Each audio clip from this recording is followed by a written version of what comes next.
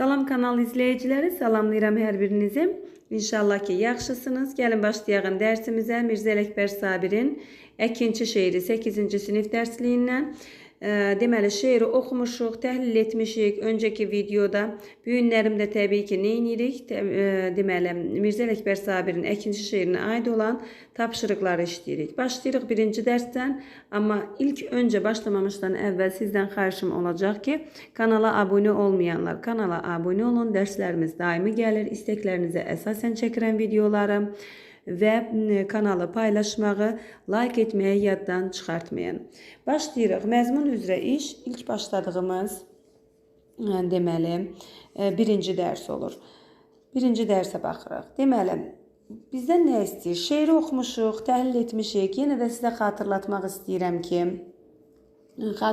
istəyirəm sizə ki, şeirimiz əruz vəznində yazılıbdır, lirik növdə yazılıbdır. Yadınızda qalsın, əruz vəznində, lirik növdə, həzəc bəhrində yazılıbdır, satirik bir əsərdir. Mülkədar obrazı burada deməli bir tipik obrazdır və özü öz danışığı ilə özünü demək olar ki, tənqid edir. Özünü tənqid edir. Deməli, başlayırıq. Birinci sual. Birinci dərsin birinci sualından başlayırıq. Birinci dərsimizin birinci sualı. Diqqətli oluruq. Deyir, əsəri fərdi olaraq səssiz oxuyun. Sonra parti yoldaşlarınızla birlikdə aşağıdakı suallara cavab hazırlayın.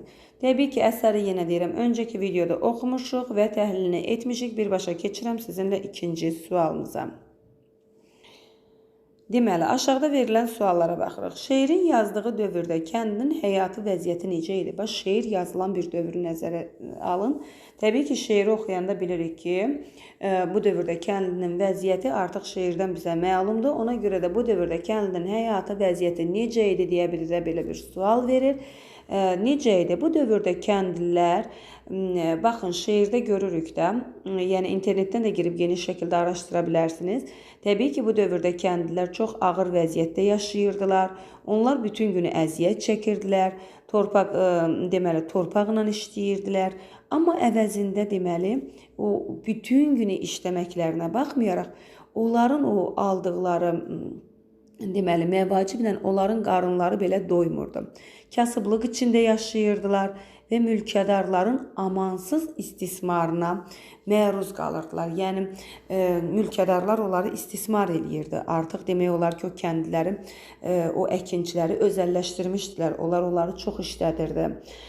Onun üçün də mülkədarlar tərəfindən istismar olunmuşdular, çətinliklə yaşayırdılar və qazandıqları qazancın müqabilində nə qarınları doyurdu, nə də ki, əyin başları deməli düz olurdu. Çox çətin vəziyyətdə yaşayırdılar. Daha sonra ikinci sualımıza baxırıq. Əsərdə əkinçiyə kimin dilindən müraciət edilir? Təbii ki, şeirdə baxırıq, görürük ki, elə ilk başlayanda görürük ki, deyir, məzlumluq edib başlama fəryada əkinçi, qoyma özünü tülkülüyə adə əkinçi.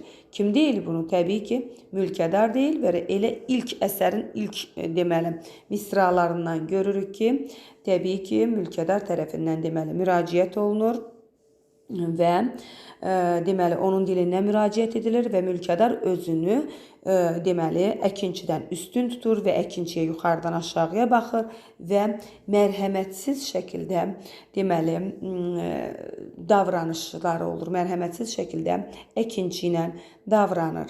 Daha sonra keçirik üçüncü sualımıza. Mülkədarı hiddətləndirən nədir? Hiddətləndirən nə deməkdir? Deyərsiniz, müəllimə, başa düşmədim. Gündəlik dilimizdə adətən işlənən sözlərdən birinin sinonimidir. Qəzəblənmək, əsəbləşmək kimi sözlərdən birinin sinonimi də hiddətlənməkdir. Nə deməkdir hiddətlənmək? Mülkədarı hiddətləndirən nə idi? Təbii ki, mülkədarı hiddətləndirən əkinçinin şikayət etməsi idi. Əkinçinin şikayət etməsi idi, yadınızda qalsın. Mülkədarı hiddətləndirən nə idi? Əkinçinin şikayət etməsi idi ki, əkinçi niyə şikayət edirdi? Deyirdi, məsələn, təbii fəlakətlər baş verdi, yağış yağdı, nə bilim, qar oldu, dolu düşdü və əkin məhv oldu da bundan şikayətlənirdi ki, mən ona görə gətirib borcumu verə bilməyəcəm. O da deyir, mülkədarı deməli hiddətləndirən əkinçinin şikayət etməsi idi. O əkinçinin halından bezmiş, onun deməli ağrısını, dərdini belə eşitmək istəmir. Onun nə deyəcəyini belə eşitmək istəmir. Nə deyirdi? Elə deyirdi ki, lal ol, abalam, başlama fəryada əkinçi. Lal ol deyir, başlama fəryada əkinçi, yəni danışma deyir. Sus, danışma deyir. Sənin yəni ona danışmaq haqqını belə vermirdi mülkədar ki, o öz dərdini anlatsın. Dördüncü suala baxırıq. Dördüncü sualda deyir ki, kəndinin ağır vəziyyəti, amansızcasına istismar olunması hansı misralarda daha qabarıq ifadə olunmuşdur? Hansı misralarda? Deməli, baxırıq, deyir ki, bax bura, baxın bu. Görün nə gözəl yazıb buranı Mirzə Ələkbər Sabir. Görün nə gözəl yazıb. O mülkədarın tipi öz dili ilə görün, özünü necə belə mundar bir xasiyyətini çıxardır, ortaya qoyur. Necə deməli kasıblara qarşı davranışını, özünün yuxarıdan aşağı baxmasını, insanlara qarşı olan mərhəmətsizliyini görün. Necə Mirzə Ələkbər Sabir bu bəndlə bizə çatdırıb. Deməli, dördüncü sualın cavabıdır ki, amansızcasına istismar olunmasına hansı misrada daha qabarıq ifadə olunur? Deyir, söz açma mənə çox çalışıb az yeməyindən, canım bir cəhənnəm ki, ölürsən deməyindən. Mən gözləmənəm, buğda çıxar ver bəbəyindən, çəltik də gətir, arpa da, buğda da əkinçi. Yoxsa soyaram lap dərini, a da əkinçi. Görürsünüz, deyir, soyaram deyir dəlini, buğda da gətir. Demir, birini gətir, birini gətirmə. Çəltik də gətir, arpa da gətir. Canım deyir bir cəhənnəmə. Görürsünüz necə qabarıq verib də. Sonra deyir ki, valla sən deyir hey də yoxumdur çıxarıb canını allam. Vallah ovu be dideyi giryanını allam. Göz yaşlarını deyir. Dideyi giryanını allam. Şallaha tutub peykər üryanını allam. Lüt bədənini deyir şallaha tutaram. Öz halını sal indi deyir özün adə, yadə əkinçə. Lağ-lağ danışıb başlama fəryada əkinçə. Baxın bu iki bənddə, bu iki bəndin ikisində yəni demək olar ki, tam şəkildə o əkinçini necə istismar etməsini göstəribdir, bizə çatdırıbdır. İstəsəniz elə bunu yazarsınız ki, 4-5-ci bəndlərdə və yaxud da yəni ədəbiyyata marağı olan, ərinməyən, özünü oxudub, inkişaf etdirmək istəyən, xəttini gözəlləşdirmək istəyən şagirdlərimiz bu iki bəndi köçürsünlər. Bu dördüncü deməli sualımızın cavabıdır. Və yaxud da bunu nəsr formasında yaza bilərsiniz. Nəsr forması nə deməkdir? Yəni öz sözlərinizlə ki, deyir, canım bir cəhənnəm olsun, mənim nəyimə lazımdır, sənin başına nə gəlibdir, lap belə çəltik də gətir, arpa da gətir, buğda da gətir, çıxart gözündən ver bunları, mənim onun yəni olub olmamağının mənə heç bir aidiyyatı yoxdur, sən bunları çıxart ver. Vallah deyir, yoxumdur desən deyir, sən dideyi giryanını, göz yaşını deyir, göz yaşını alaram deyir, göz yaşını da deyir qurudaram, sənin lüt bədənini şallaxa tutaram. Yəni mənlə deyir, lağ-lağ danışıb, boş danışıb deyir, mənim üçün burada fəryad eləmə, kefimi pozma, get zəhmət çək, mənim üçün deməli, buğdanı, çəltiyə, arpanı gətir. Bu şəkildə də yaza bilərsiniz nəsrlə, yəni öz sözlərinizlə. Daha sonra hər bir yolunu deyirəm ki, hər bir tip şagirdimiz var. Daha sonra keçirik 5-ə. 5-də nə deyir? Deyir ki, kəndinin yalvarışları, məzlum vəziyyəti mülkədara necə təsir edir? Məzlum nədir? Yəni onun yazıq vəziyyəti mülkədara necə təsir edir? Mülkədar ondan bir təsirlənirmi? Mülkədar əkinçinin əksinə, bu vəziyyətinə çox biganə yanaşır. O onun məzlum, yazıq vəziyyətinə əksinə çox biganə yanaşır. Onun dərdinə acımır, əksinə onu təhqir eləyir. Nə vecimə deyir, lağ-lağ danışıb deyir, başıma deyir, oyun açma, başlama mənim üçün deyir fəryada. Get deyir, neyniyirsən elə, mənə adiyyatı yoxdur. Yəni əksinə onun bu vəziyyətinə biganə yanaşır, etinasız yanaşır. Sonra 6-da deyir ki, mülkədar kəndli haqqında hansı söz və ifadələri işlədir? Baxın, hansı söz ifadələri işlədir? Deyir ki, bax, heyvan kimi ömr eyləmisən, heyvan adlandırır onu. Görürsünüz, deyir, heyvan kimi ömr eyləmisən, sadə əkinçi. Heyvansan deyir. Sadə, yəni burada çox kasıb şəkildə yaşamasını bildirir ki, çox kasıb yaşamısan. Yəni burada sadə bir növ təhqir mənasında gedir. Belə sadə, yəni sadə həyat tərzi sürmüsən, yox. Yəni sadə, çox kasıb yaşamısan kimi. Heyvan kimi deyir, ömr eyləmisən, sadə yaşamısan. Sonra təhqir edir orada onu. Bir də nə var burada? Səfih adlandırır onu sonra. Deyir ki, qışda əridib qarı yeyərsən, daşdan yumuşaq, zəhir nədir marı yeyərsən. Öyrənməmisən deyir, ət yağa dünyada əkinci. Bax, öyrənməmisən ət yağa dünyada əkinci. Heyvan kimi ömr eyləmisən, sadə əkinci. Yəni onu heyvan adlandırır. Sonra görək harda nə adlandırır. Çəyirtiyə yedi bostanını deyir, mən neyniyim ona? Çöllüyə dehqanə nə borcum? Dehqanə nə idi? Demişdim sizə, keçmiş zamanlarda əkinçi deməkdir. Əsti qara yer çəltiyə bostanə nə borcum?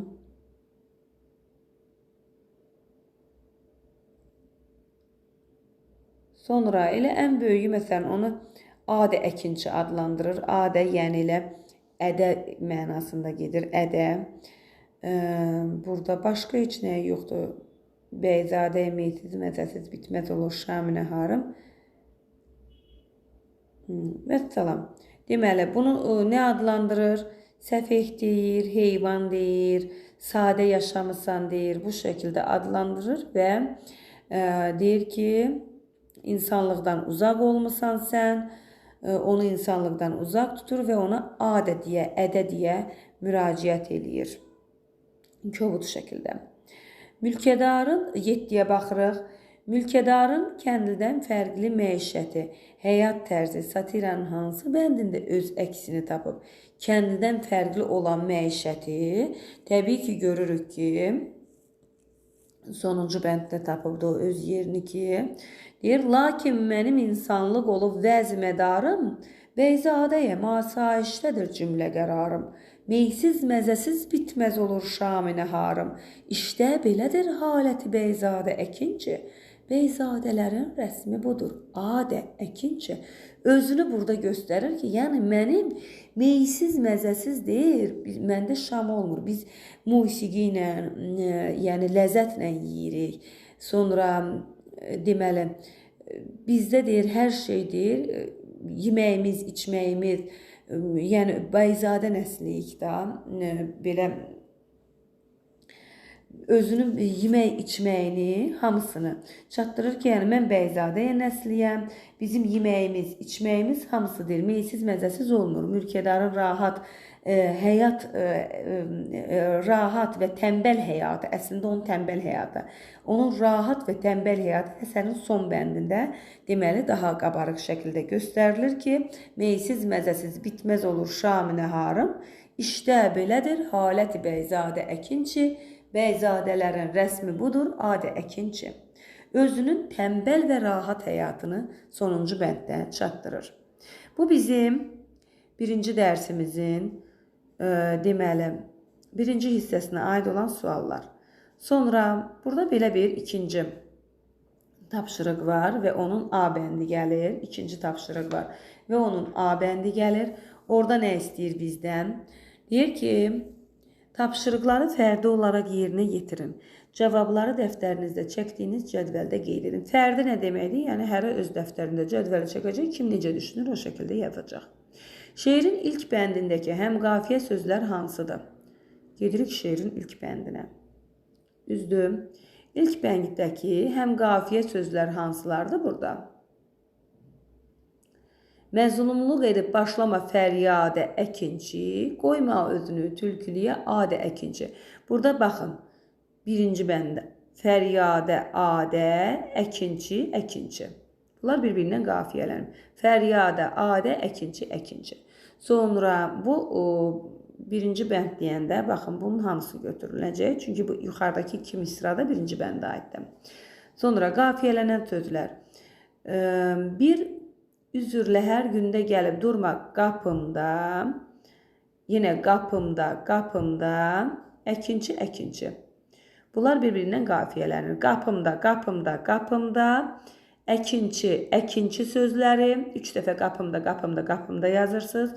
2 dəfə əkinçi, əkinçi sözünü yazırsınız.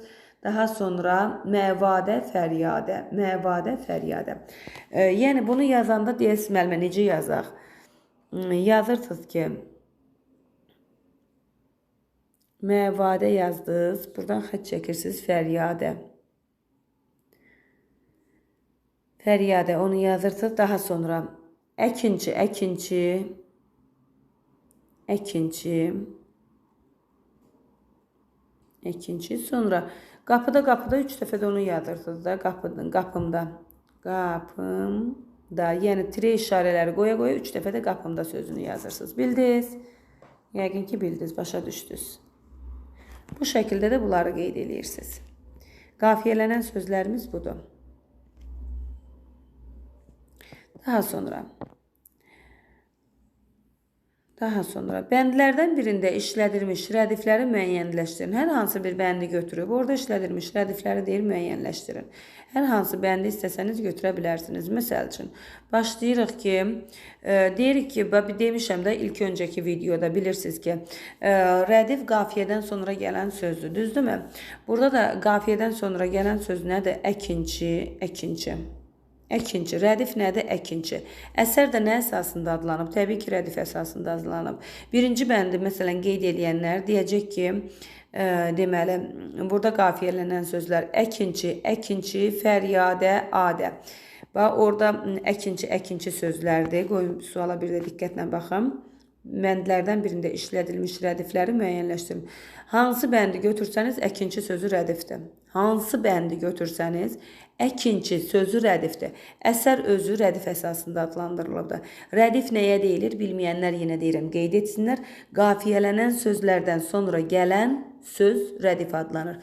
Baxın, indi əkinçi, əkinçi sözüdür, düzdür? Bütün misralarda əkinçi, rədif əkinçidir. Nədən sonra gəlibdir? Fəryadə, adə. Fəryadə, adə. Görürsünüz, bir-biri ilə adə, adə qutarır. Bir-biri ilə qafiyələnib. Qafiyələnən sözdən sonra gəlir əkinçi, əkinçi. Burada da oldu nə? Deməli, əkinçilər rədif. Sonra buradan götürsünüz. Məvadə, fəryadə. Görürsünüz, bir-biri ilə qafiyələnən sözlərdir. Onlardan sonra əkinçi, əkinçi rədifdir. Daha sonra badə, fəryadə. Görürsünüz, badə, fəryadə. Əkinçi, əkinçi də rədifdir. Amadə, fəryadə, əkinçi, əkinçi rədifdir. Amadə, fəryadə hər ikisi bir-birinə qafiyələnən sözlərdir. Sonra buğdadə, adəba, buğdada, əkinçi, yoxsa soyaram lap dərini, adə, əkinçi. Baxın, burada da adə. Da, də. Görürsünüz, bir-birinə qafiyələnir və daha sonra gəlir əkinçi, əkinçi. Daha sonra yadə, fəryadə. Yadə, fəryadə. Bir-birinə qafiyələnir, əkinçi, əkinçi də rədifdir. Burada gəlir dünyada, dünyada, sadə. Adə, sadə. Bir-birinə qafiyələnir və əkinçi, əkinçi rədifdir.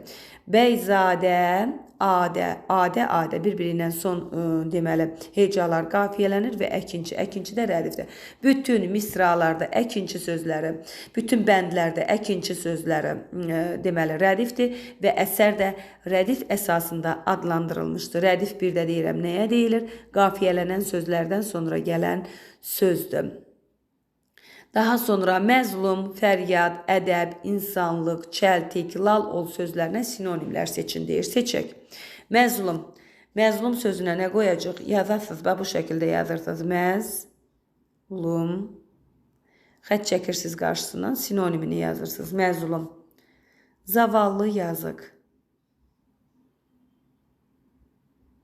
Zavallı 2 dənədir sinonim. Məsələn, neçə sinonim tapırsınız yaza bilərsiniz.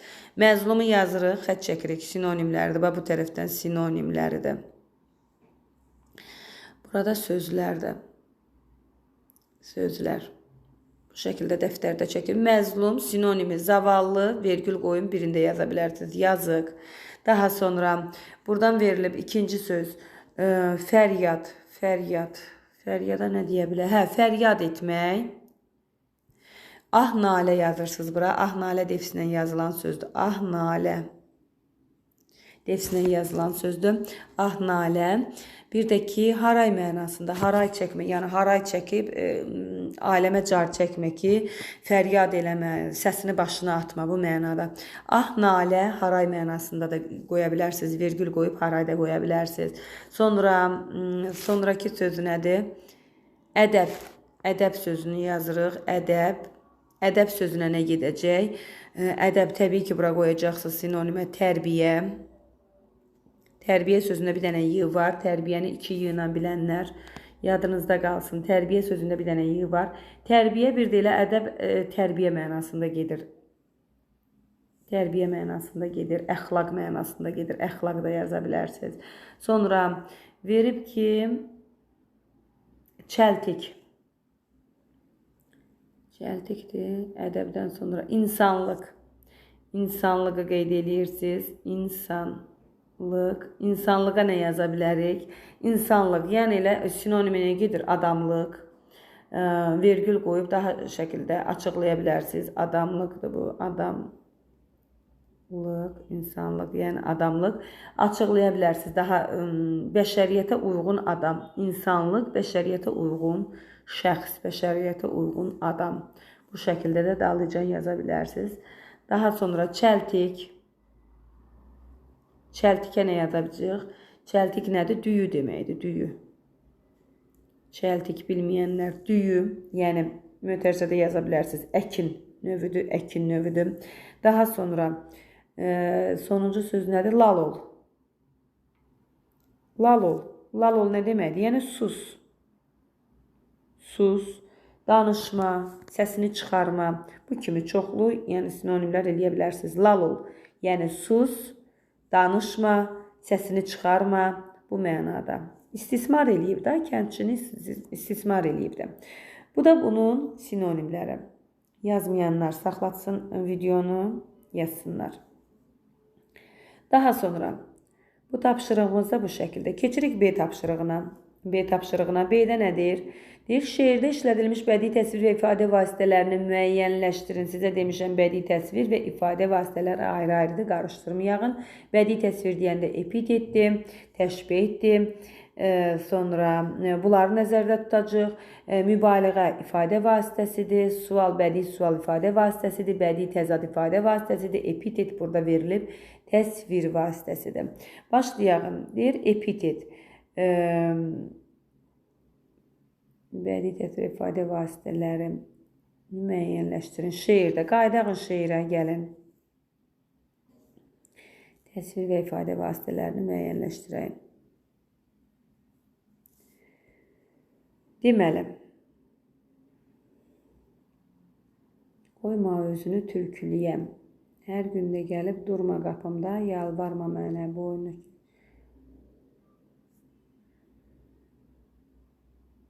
Sonra bir dəqiqə görəyim, burada epitet varmı? Qara yel.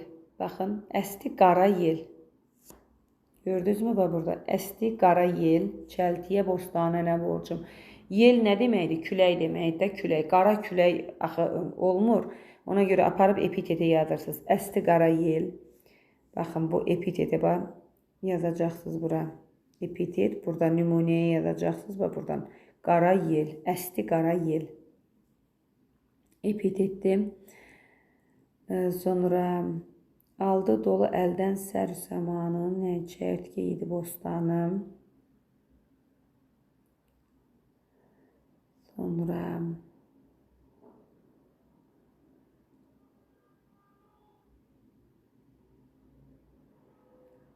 dərinə. Canını Allah'ım, vallah olub dediyi gir yanına Allah'ım.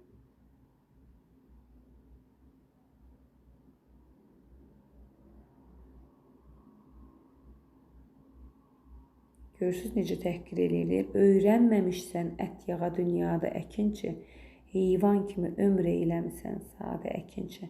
Dedim də sizə bu sadə burada təhqir mənasında gedir. Yəni çox kasıbdan da kasıb yaşamısan demək istəyir. Bitməz olur şam nəharım.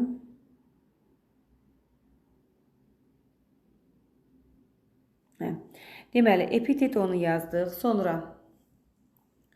Sonra nə istəyib bizdən? Bədii suala, bədii sual üçün nə yazacaq? Epitet elə odur.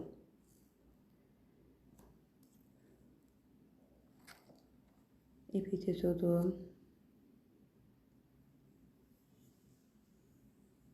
Sonra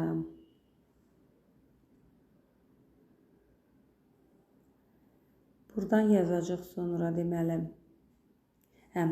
Bədii sualı yazacaq. Bədii sual. Xoş keçmədi il. Bax burada deyir ki, xoş keçmədi il çöllüyə dehqanə nə borcum. Yağmadı yağış bitmədi bir danə nə borcum. Bostanə nə borcum. İkinci lağlağı danışıb başlama fəryada bəkinci. Bax bu sual verilənlər dehqanə nə borcum. Cavabı qayıdır gəlir, yox. Əkinçi ona cavab verir, yox, cavab vermir. Deməli, bədii sualdır da. Deyir ki, bax, aldığı dolu əldən sər-səmanını neylim? Yarınki çəyirtkə yedi bostanını neylim?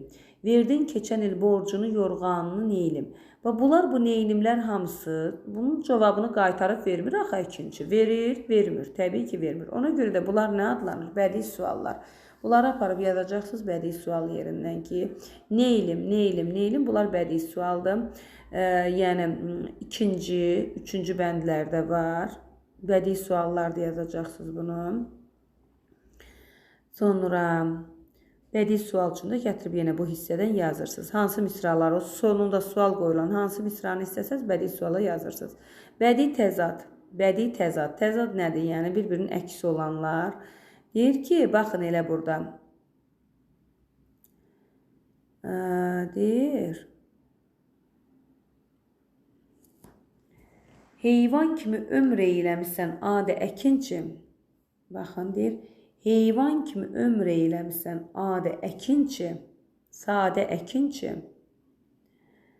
Burada da deyir ki, lakin mənim insanlıq olub vəzimədarım. Görürsünüz, burada, baxın, bir də başa salın bunu.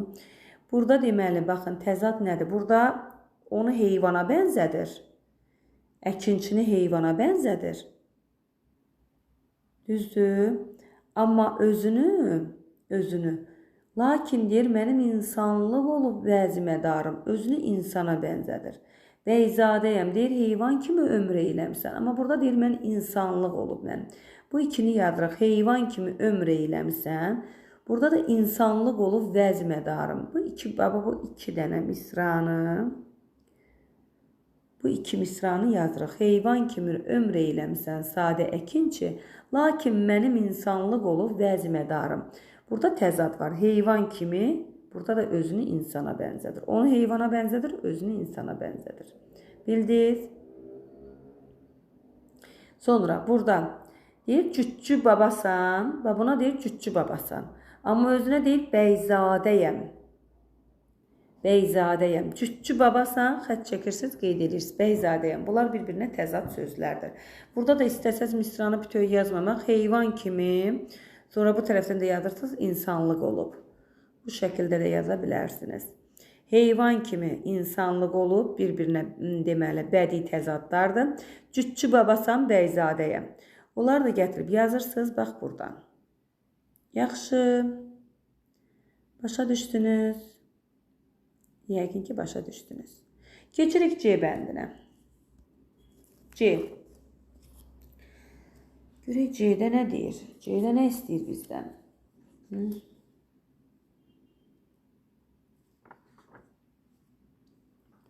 Görək C-də bizdən nə istəyir? Deyir ki, C-də əsər barədə düşündüklərinizi 2 hissəli gündəlikdə qeyd edin. Baxın, bu cədvəli dəftərdə çəkirsiniz. 2 hissəli bir gündəlik. Düzdür. Əsərdə diqqətinizi daha çox cəlb eləyənlər çəkirsiniz. Yazırsınız buranı, yuxarına qəşəng olar ki, bu hissələri yaşıl qələmlə yazın, səliqəli görsənsin. Diqqətimi daha çox cəlb eləyən nə oldu? Möhtəşəm bir əsərdir, düzdür, satirik bir əsərdir uşaqlar, satirik. Tipi öz dili ilə ifşa eləyir burada müəllif. Əkinçi danışmayıb ha burada, əkinçinin danışığı yoxdur, yadınızda qalsın. Sonra əsərdə diqqətimi daha çox cəlb eləyən nə oldu? Fikirləriniz yazın altdan, bax fikirlərinizi bilmək istəyirəm. Daha çox nəyi qoymaq istəyərdiniz ora? Hansı fikirlər ürəyinizdən keçir ki, sizi əsərdə daha çox, diqqətinizi daha çox cəlb eləyən nə olubdu? Məsəl üçün, mənim fikrimi daha çox cəlb eləyən bu oldu ki, əkinçinin ağır vəziyyətinə biganə qalması. Bax, əkinçinin özünün o cür ağır vəziyyətinə özünün biganə qalması. Əkinçinin ağır vəziyyətinə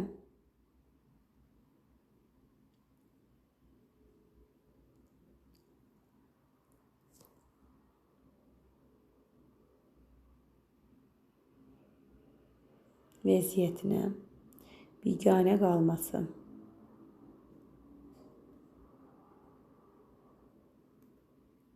Təbii ki, bir qoyursunuz, yeriniz var, yazırsınız qarşı-qarşıya, bu xəttə qədər.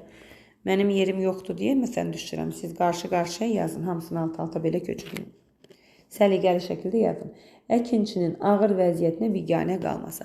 İndi deyir ki, bunun səbəbini göstər görüm. Niyə görə sənin deyir fikrini, diqqətini daha çox bu cəlb elədi? Əkinçinin ağır vəziyyətinə onun biganə. Təsəvvür eləyin də, indiki zamanda onu hansı bir fəhliyə belə desəz, fəhlə neyniyəcək? Qaydacaq, adamı deyəcək, istəmirəm, lazımdır, yox, vermirsən, vermə, istəmirəm heç. Atacaq o işə, tüpürəcək o işə, gedəcək başqa bir işdə işləyəcək. Düzdürmü? Düzdür. Amma o dövrdə neyniyir? Əkinçi, o dövr 19-cu əsrdən gedir. O dövrdə əkinçi neyniyibdi? Biganə qalır.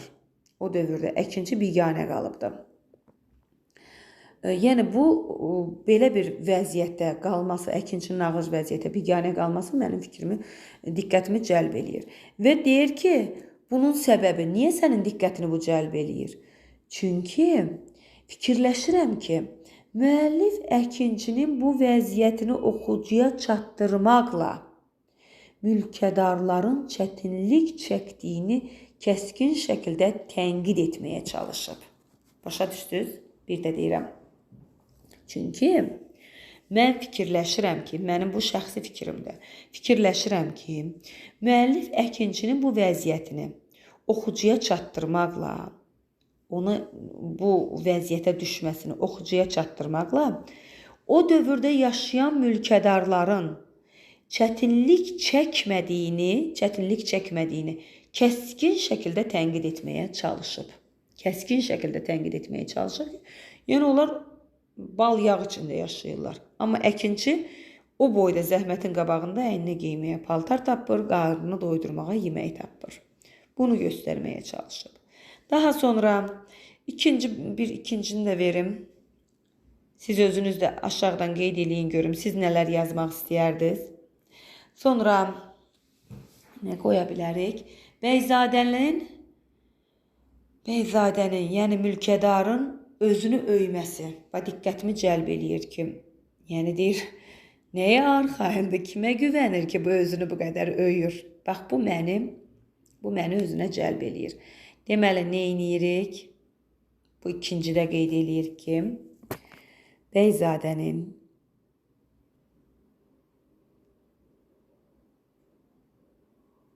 mülkədarın, yəni, vergül qoyun, yəni,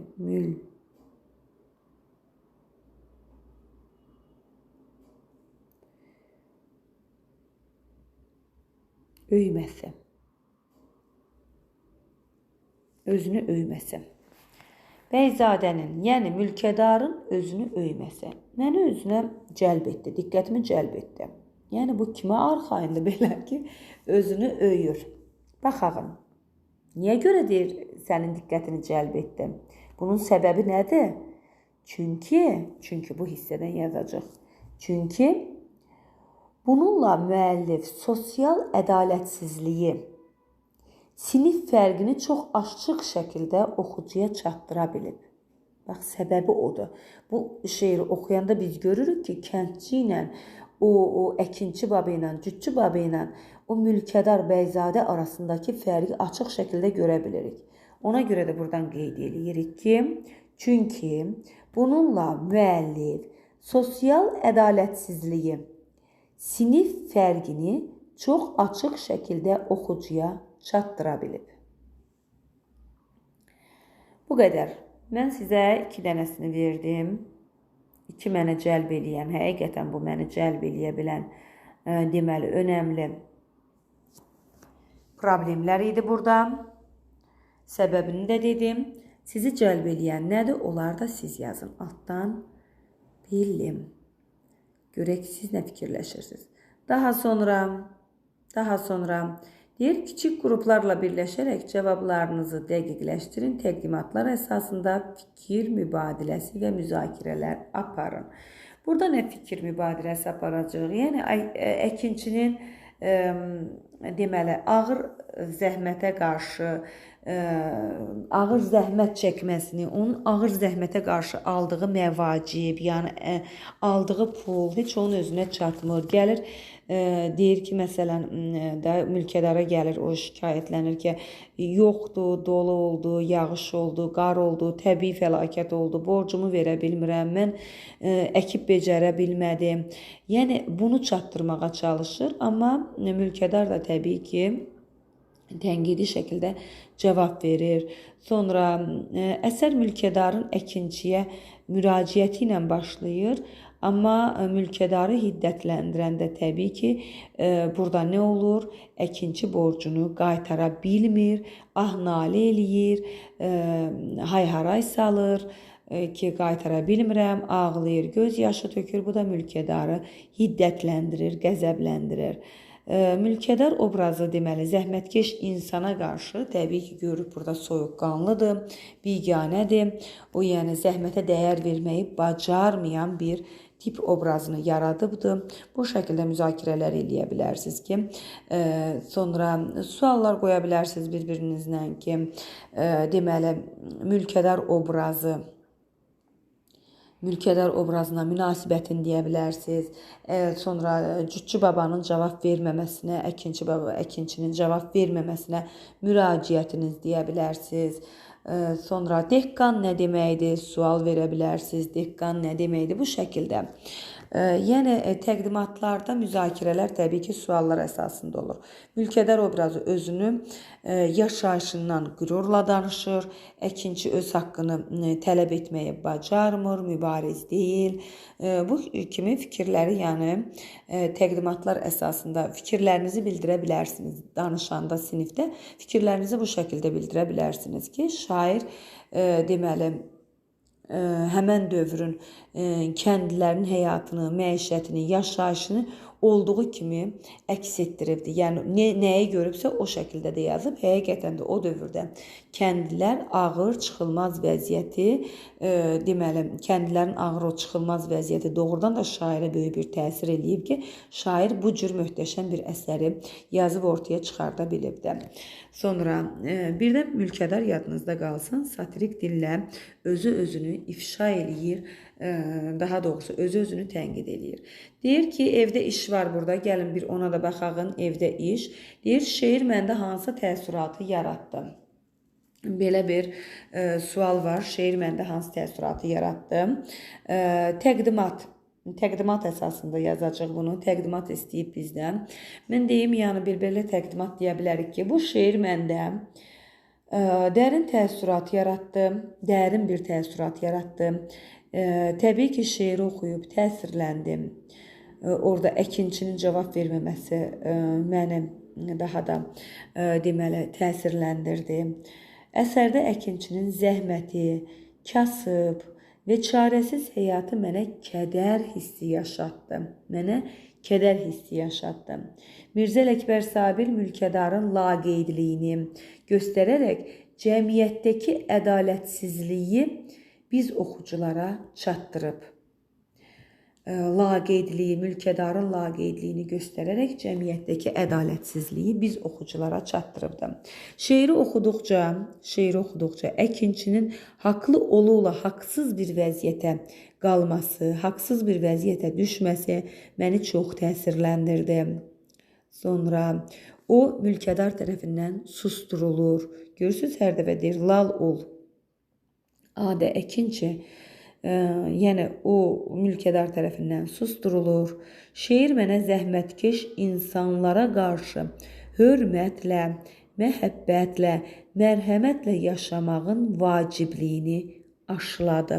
Bir daha demək olar ki, yadıma saldı. Bir növ mərhəmətli olmağı mənə xatırlatdı. Ümumilikdə şeirdən belə bir nəticəyə gəldim, belə bir qənaətə gəldim ki, şeir düşündürücüdür və ibrətamizdir. Bu qədər, bura qədər şeiri gəldik, bu qədər. İkinci dərsi isə gələn dəfə sizin üçün çəkəcəm növbəti videoda, çünki video uzun olur. Deməli, baxmaqda çətinlik çəkirsiniz. Bu qədər. Növbəti videoda görüşərək videonu bəyənməyi unutmayın. Fikirlərinizi də gözləyirəm. Fikirlərinizi qeyd eləyin aşağıda. Bilim ki, nədən narazısınız, nədən razısınız, nələri daha ətraflı bilmək istəyirsiniz. Növbəti videoda görüşərək videonu bəyənməyi yaddan çıxarmayın.